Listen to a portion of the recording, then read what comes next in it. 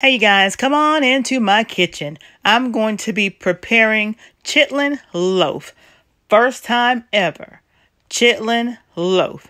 So what we're going to do with this chitlin loaf, you guys, these are our ingredients. We're going to get our skillet ready. I have some reused cooking oil in my skillet because I want to kind of brown this up. And I'm going to be using 1 tablespoon of hot sauce, 2 tablespoons of apple cider vinegar, and about a half a teaspoon of black pepper.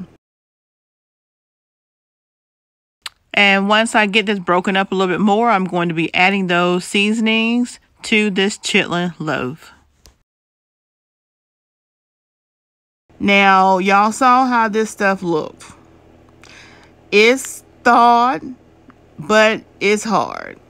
So we're getting it all broke up, and as it cooks in the skillet, the gel that's holding it all together is breaking down. So I'm gonna simmer this on medium low for about 35-40 minutes because I want to really get all of that excess juice kind of like fried down to like almost a creamy sauce type with those chitlins.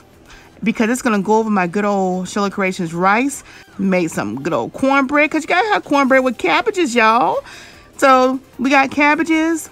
We got a Southern soul food meal. And if you haven't seen what we thought about this chitlin loaf, go on over and watch the mukbang. Oh,